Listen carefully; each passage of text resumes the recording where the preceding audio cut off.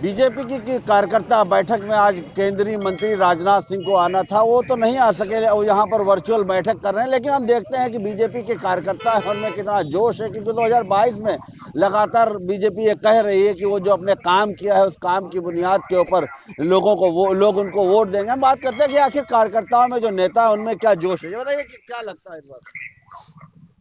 हमारे में बहुत जोश है और हम लोग उत्तर प्रदेश में भारतीय जनता पार्टी की सरकार बना रहे हैं, उसमें कोई भी दो राय नहीं है। आप देख सकते हैं कि यहाँ के कार्यकर्ता किस तरह से इतने खराब मौसम में और अभी भी यहाँ पर मौजूद हैं। आप पीछे देख लीजिए, सभी कार्यकर्ता खड़े हुए हैं।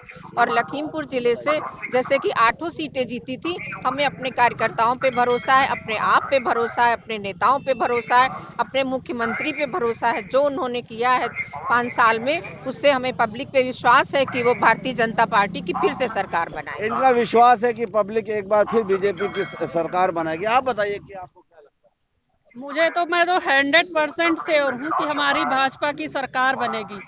जो बेटियों की सुरक्षा को लेके और हर चीज को लेके, मतलब महिला सशक्तिकरण को लेके और हर वर्ग के लिए हमारी गवर्नमेंट ने किया है, इसलिए मेरी गवर्नमेंट बनेगी। फिर लखीमपुर में हम 8 विधानसभाओं के जीत कर भाजपा का परचम लहराएंगे, योगी जी को मुख्यमंत्री बनाएंगे। लेकिन ये कहा जा रहा है कि जिस तरीके से महंगाई बेरोजगारी है जो चुनाव में मुद्दा बना रही विपक्ष, क्या लगता है। बेरोजगारी तो कहीं नहीं है, यहाँ तो छोटे तबके की भी महिलाएं अपने पैरों पे खड़ी हो रही हैं।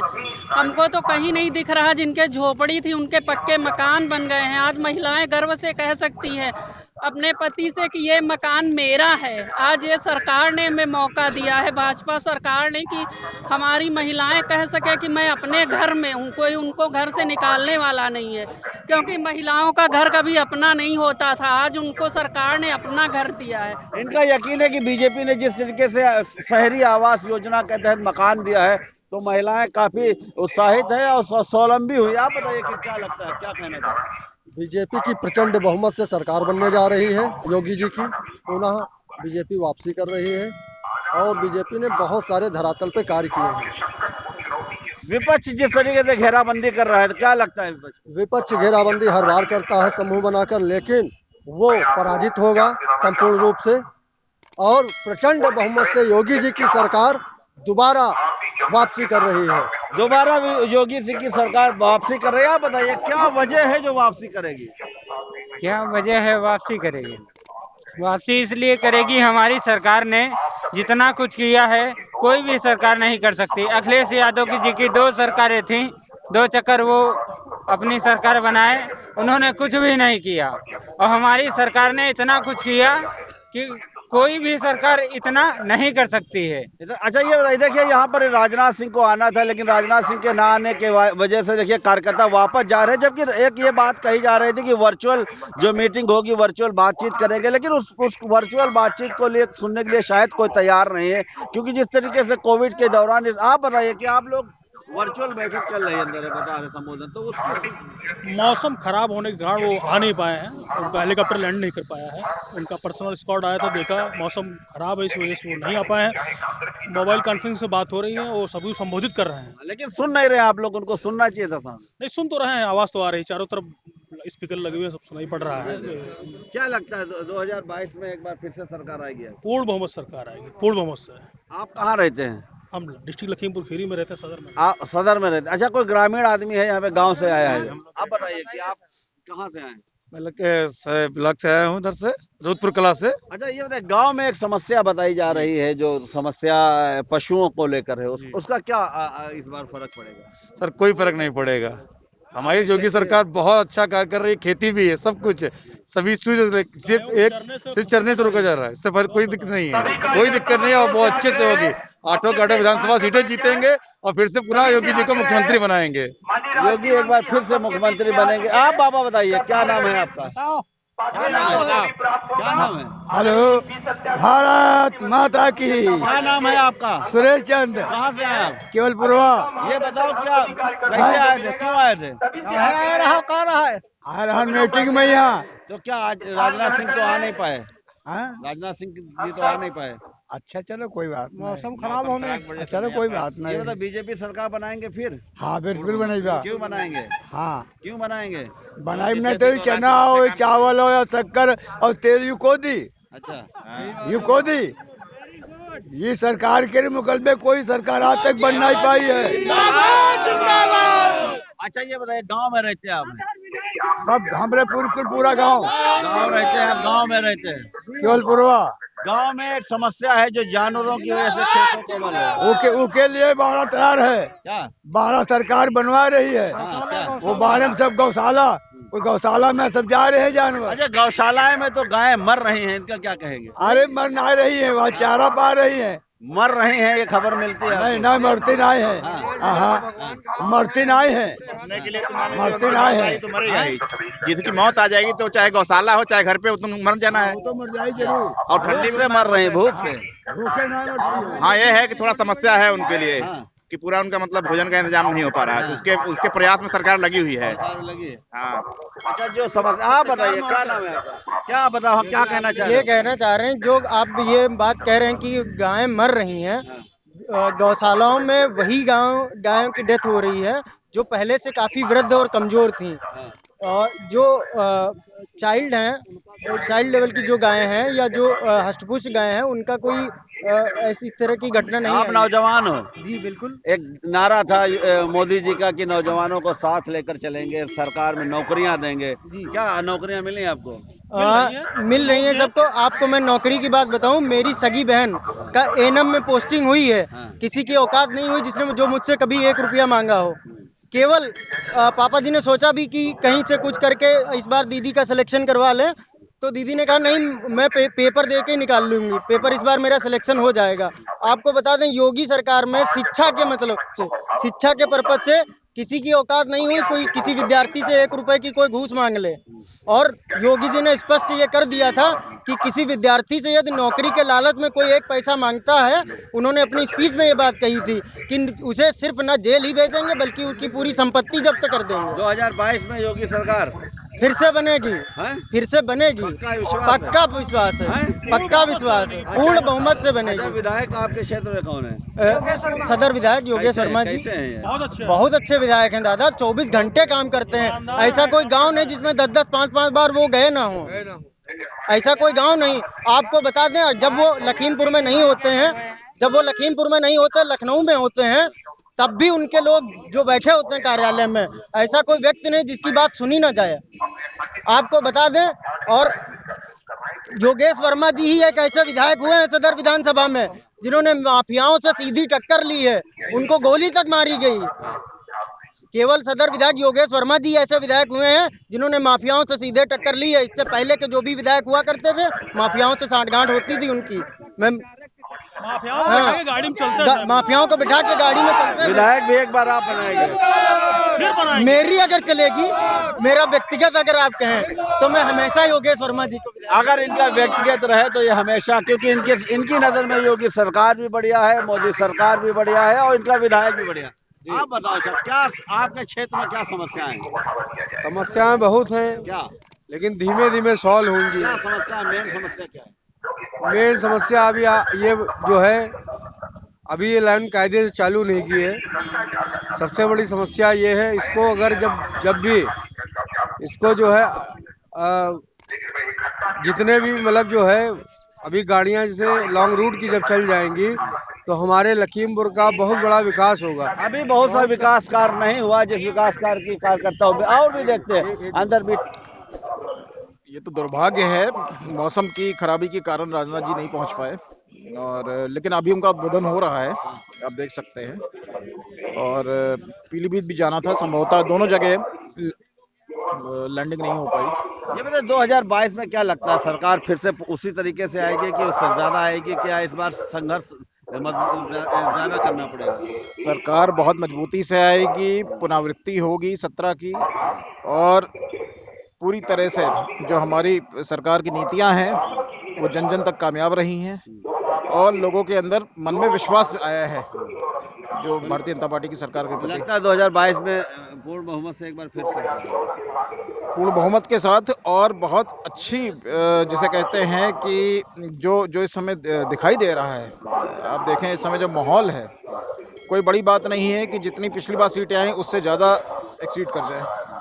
पिछली जितनी सीटें थी उससे ज्यादा सीटें इस बार होंगी बीजेपी की सरकार की, यह इनका विश्वास है। इस बार क्या लगता है आपको कि 2022 योगी जी आएंगे, योगी जी आएंगे? योगी जी 100%।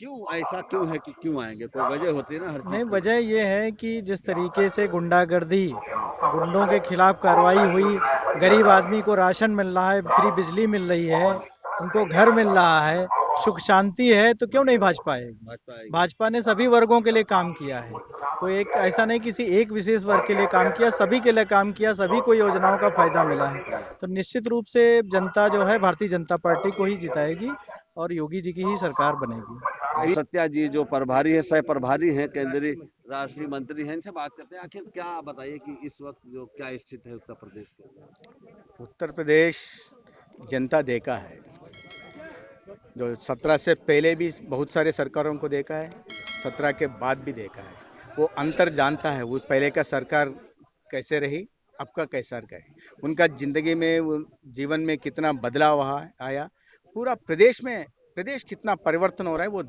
देखा है।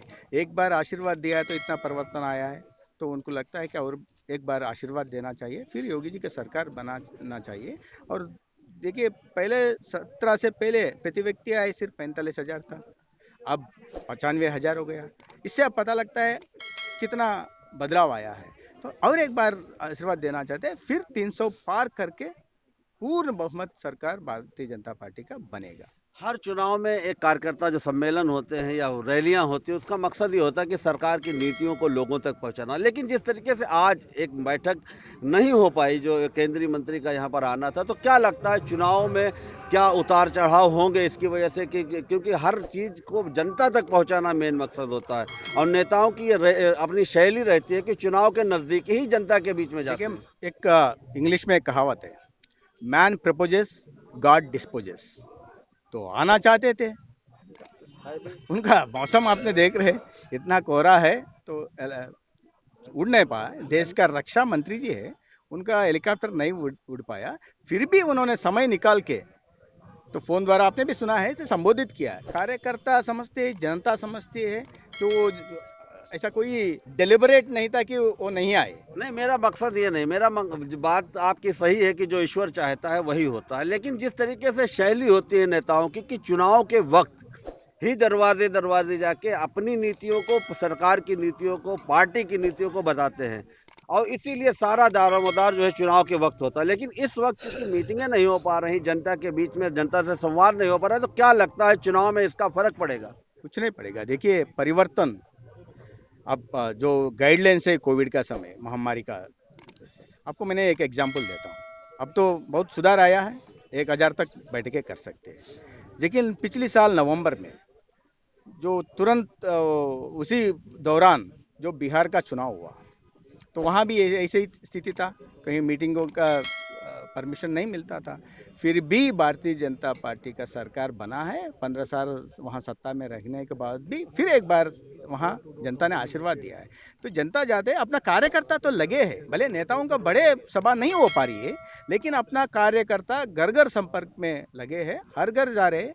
उनको जो क्या किया है 5 साल में जनता को, वो जो भी मैं भी जा रहा हूँ, हम मुझे बताने से पहले ही वो कहते, भाई साहब आइए मत, हमको घर मिला है, हमको रेशन मिल रहा है, हमको बीमा मिल रहा है, हमारे बच्चों को स्कूल बैग मिल रहा है। ये सारे लोग बताने शुरू किया है। हमको किसान है तो हमको पीएम किसान निधि लाभ मिल रहा है। माने जनता जानते, फिर भी हम जाके घर घर संपर्क करके कार्यकर्ता जमीन पे लगे हैं, हर दिन कार्यकर्ता अपना लगे हैं, तो आशीर्वाद मांग। 2022 में कितनी सीटें आएंगी? मैंने कहा 300 फिर एक बार पार करेंगे, पूर्ण बहुमत सरकार तो बन ही जाएगा। 300 अब मैं देखिए उनके जैसा कह नहीं सकता हूँ, जैसा अखिलेश जी, इतना इमेच्योर स्टेटमेंट तो मैं नहीं दे सकता हूँ। हम 400 जीतेंगे, बीजेपी सिर्फ 3 सीट जीतेंगे, ऐसा नहीं कह सकता हूँ, लेकिन 300 पार करेंगे, 350 लक्ष्य भी पहुँचेंगे। यहाँ पर जिलाध्यक्ष सुनील सिंह हैं कि आखिर वो 2022 में कार्यकर्ताओं को किस तरीके से यूनाइट करेंगे या जो जिस तरीके से विपक्ष हमलावर है उसका किस तरीके से जवाब देंगे। उनकी पार्टियों में कौन सी ऐसी चीज़ है पार्टी में जिसका वो जो जनता के बीच में जाकर जो विपक्षियों को घेरने का काम करेंगे। जी बताइए। हमारे सभी कार्यकर्ता एकजुट हैं और सभी कार्य में लगे हुए हैं। कहीं भी आप गली मोहल्ले में, शहर में, मेन रोड पे कहीं भी देख सकते हैं हमारा कार्यकर्ता, चाहे महिला मोर्चा हो, चाहे युवा मोर्चा, चाहे पिछड़ा मोर्चा, चाहे एससी मोर्चा हो, चाहे मेन बॉडी का हो, सब प्रचार करता नजर आएगा। इश्यूज क्या रहेंगे इस बार 2022 में? हमारे इशूज ये रहेंगे कि हमको 5 वर्ष का मौका मिला है, 2 वर्ष कोरोना रहे हैं। हमने जो कहा था, जो प्रतिज्ञा ली थी, जो अपना संकल्प जारी किया था, उसको पूरा किया है और जो चीज़ें रह गई हैं उनको हम पूरा करेंगे। क्या समस्याएं लगती हैं यूपी के अंदर इसमें जो उत्तर प्रदेश सरकार को करना चाहिए? कौन सी समस्याएं अभी हैं जिनको पूरा करना है? नहीं, अभी निचले स्तर पर जो थोड़ा बहुत भ्रष्टाचार वगैरह है उसको समाप्त करेंगे हम लोग। ये बताइए, लगातार विपक्ष घेरने की बात कर रहा है, चाहे बेरोजगारी की बात कर रहा है या ये जिस तरीके से गुंडागर्दी की बात कर रहा है, ये क्या है इसका, किस तरीके? गुंडागर्दी की बात करते हैं, एक भी गैंगवार नहीं हुआ, कहीं 147 नहीं चली है, अगर चला भी है तो बाबा का बुलडोजर चला है। क्या लगता है 2022 में बाबा का बुलडोजर विपक्षियों पे चलेगा? अब की बात 350 पार। आपके बात 350। आप बताइए, चलिए कार्यकर्ताओं से बात करते हैं। आप बताइए क्या है इस बार? माननीय मोदी जी और योगी जी की जन जन तक पहुंची हुई योजनाएं पब्लिक आम जनता तक पहुंची है और भारतीय जनता पार्टी 350 प्लस सीटें आने जा रही हैं उत्तर प्रदेश में, ये बिल्कुल तय है। विपक्ष जो घेरने का काम कर रहे हैं, विपक्ष ने केवल अपराध के अलावा कुछ नहीं किया है। सपा के जितने भी आप देख लीजिए, चाहे प्रजापति जी हों, आज उनका दशा क्या है, केवल माफिया गुंडागर्दी की है। उनको बाबा जी ने, चाहे मुख्तार अंसारी हो, चाहे अतीक अहमद हो, आप देख लीजिए, चाहे आजम खां हो, उनको उचित जगह पर वो अपनी मौजूद हैं। कानून व्यवस्था बहुत अच्छी है। महिलाएं आज बिना किसी संकट के हर जगह रात में 10 बजे 11 बजे अपने कार्यक्रमों में जाती हैं बिना किसी डर के। अच्छा, ये देखिए हमारे साथ में आप ये बताइए, एक समस्या लगातार गांव में आ रही है, चाहे वो छुट्टा जानवरों की, क्या है प्लान 2022 के बाद छुट्टा जानवरों की? जैसा कि पार्टी ने पहले भी कहा कि हम अंतिम व्यक्ति के उत्थान के लिए लगातार हैं, और आपने पूछा जानवरों पे सवाल पे, तो मैं एक चीज़ कहना चाहूँगा कि योगी मोदी से पहले भी जो सरकारें रहीं, किस तरह से गौकुशी लगातार होती थी, लगातार गाड़ियों में सप्लाई होती थी। मैं उसका ज्वलंत उदाहरण देना चाहता हूँ। 2014 के लिए राजापुर में कई ट्रकें मैंने रुकवाई, जिसमें पता चला एक ट्रक की कैपेसिटी 10 जानवर होते थे और जब उसको रुकवाया जाता था उसमें 100 जानवर निकलते थे। किस तरह से ठूस के ले जाते थे। एक स्वतंत्रता मिली लोगों को। अब लोग स्वतंत्र हो गए। जानवर हैं किसके? ये सब हैं किसान भाइयों, मेरे हैं खुद के। हम स्वतंत्र हैं, मैंने छोड़ दिया गाय लगा करके। अब कोई नहीं छोड़ेगा, कोई भैंस नहीं छोड़ देता है, उसकी कीमत इतनी महंगी है, इसके लिए ये लोग नहीं छोड़ते। तो इसमें कहीं पर ये विषय है ही नहीं। और रहा सरकार की तरफ से जो पहले भी प्रयास किए गए थे, लगातार जो गोवंश हम खोलने की ताकत में थे वो खोलेंगे, लगातार उस पर काम चल रहा है। हमारे बीच में सदर विधायक जो हैं, जो मौजूदा विधायक हैं, एक बार फिर बीजेपी के प्रत्याशी, हम इनसे बात करते हैं क्योंकि लगातार विपक्ष इनको घेरने की बात कर रहा है कि आखिर ये जनता के बीच में जा रहे हैं तो क्या इश्यूज इनके हैं, किस तरीके की कोई समस्या इनके सामने आती है या किस तरीके का जोश इनको कार्यकर्ताओं को देखने में? नहीं, हमें अभी इस तरीके की कोई भी समस्या का सामना नहीं करना पड़ा है। मैं जनता के बीच में जाता हूँ, जनता के बीच में निरंतर 5 साल में लगातार रहा हूँ और 5 सालों में मैं जनता के एक एक दरवाजे के ऊपर कम से कम 4 बार मैं जा चुका हूँ और 5वीं बार फिर से अब वोट मांगने जा रहा हूँ। इसलिए हमारे सामने किसी इस तरीके की कोई समस्या का ये बताइए, 5 सालों में आपके क्षेत्र में क्या क्या विकास कुछ आप बता सकते हैं और क्या विकास की रणनीति है आगे 2022? नहीं, आपने तो देखा है क्योंकि आप मीडिया के लोग हैं, आप लोगों को बहुत अच्छी तरीके से जानकारी कि क्या विकास हुए हैं और क्या नहीं हुए विकास, कितनी रोडें बनी है। कोई भी गांव इस टाइम पे 300 की आबादी से नीचे वाला, 300 आबादी के ऊपर वाले जितने गांव सबको हमने पक्की सड़क से जोड़ दिया, जो अभी तक 70 सालों से वंचित थे। कोई भी ऐसा मजरा नहीं बचा जिसमें हमने विद्युतीकरण ना कराया हो। कोई ऐसा गांव नहीं बचा जिसमें एक व्यक्ति को 3-3, 4-4, 5-5 योजनाओं का लाभ ना मिला हो। तो ऐसी अगर ये भ्रांतियाँ फैलाने में लगे तो इससे उनको सफल होने वाले नहीं।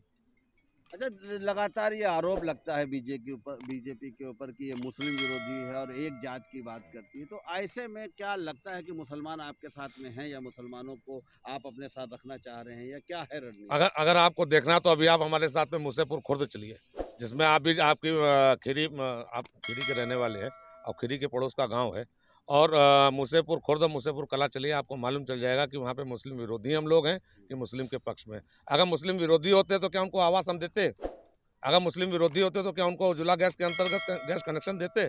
अगर मुस्लिम विरोधी होते तो जितनी भी सरकार की योजनाएं चल रही हैं, अगर हिंदू पाया तो मुसलमान भी पाया। हिंदुओं से ज़्यादा मुसलमानों ने लाभ उठाया है इस सरकार में। अगर हमने नमक दिया है, चना दिया है, प्रधानमंत्री अन्न योजना के अंतर्गत तेल दिया है, तो क्या हमने मुसलमानों को नहीं दिया क्या? ये सबके साथ सबके विकास के साथ में जो मोदी जी का सपना है, सबका साथ सबका विकास और सबका विश्वास और सबके विश्वास के साथ में ही ये सरकार चल रही है और सबके प्रयास से ही राष्ट्र का निर्माण हो सकता है। एक पर्सनल सवाल ये है कि जब कोई नेता बनता है या जो बनने की कोशिश करता है तो उसके मन में कहीं ना कहीं कोई सपना होता है। क्या आपने जब राजनीति में कदम रखा था, जनता के प्रतिनिधि बनने की कोशिश की थी या सोचा था, तो क्या आपके मन में कोई ऐसा सपना था? मैं अभी आज तक आपने देखा कि मैं अभी तक नेता नहीं बन पाया। हमारे उसमें मैं जैसे आम आदमी था, उसी आम आदमी, आम कार्यकर्ता की तरह मैं अपनी जनता की सेवा करता। कोई सपना था कि अगर आप कभी इतने बड़े पद पर आए तो कोई ऐसा काम करेंगे जो आदमी बचपन से सोचता है या बनने के बाद सपना था कोई? मेरा ये सपना था कि जो भी मैं, क्योंकि बहुत ही इंटीरियर क्षेत्र का रहने वाला हूँ, घाघरा के किनारे का रहने वाला हूँ, मैंने वहाँ के लोगों की गरीबी और लोगों की मजबूरी देखी है। मैं उस गरीबी और मजबूरी को दूर करने के लिए मेरा सपना था कि मैं जब कभी भी विधायक बनूंगा, और मैं निरंतर उस प्रयास में लगा हूँ। आपने देखा कि मैं निरंतर चाहे चौपालों के जो भी संगठन के काम आए, और हमारी पार्टी का, हमारे संगठन का सीधा सिद्धांत है अंत्योदय का उदय, यानी जो अंतिम पंक्ति पर बैठा हुआ व्यक्ति जो है उसका उदय किस तरीके से हो, उसी उदय को लेके मैं निरंतर दिन रात 24 घंटे सरकार की योजनाओं को लेके गरीबों के बीच में जाता हूँ।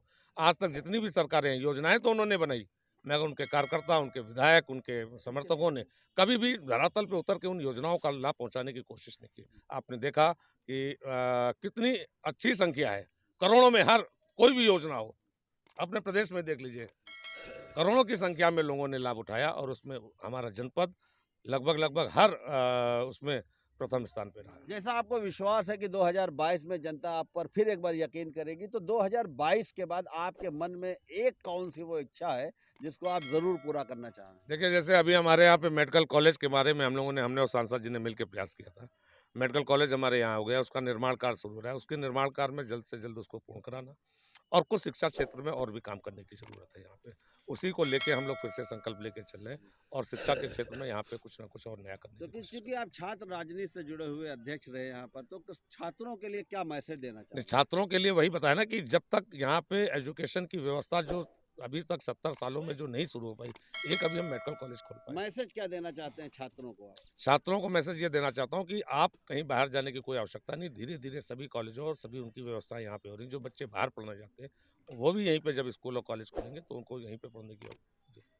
ये थे क्षेत्रीय यहाँ पर विधायक योगेश वर्मा जी ने जो अपने दिल की बात कही। इनके दिल में ये मंशा है कि जो ये छात्र राजनीति से चूंकि जुड़े हैं, राजनीति की शुरुआत की थी, तो इनकी मंशा आज भी ये है कि क्षेत्र के जो नौजवान हैं, जो छात्र हैं, वो शहर से शिक्षा लेने के लिए दूर ना जाएं और यहीं पर शिक्षा करें। यही मैसेज इन्होंने दिया। साथियों, कहीं ना कहीं आज हमने बीजेपी के कार्यालय में, बीजेपी की रैली में जाकर बीजेपी के लोगों के जोश को सुना, लोगों को समझा और आपके सामने पेश किया। अगर हमारी बात आपको अच्छी लगी तो हमारे जो चैनल है उसको सब्सक्राइब करें, हमारे वीडियो को लाइक करें, ज़्यादा से ज़्यादा लोगों तक शेयर करें, ताकि हम आपकी बात, आपकी ज़बानी आप तक पहुंचा सकें। जय हिंद साथियों।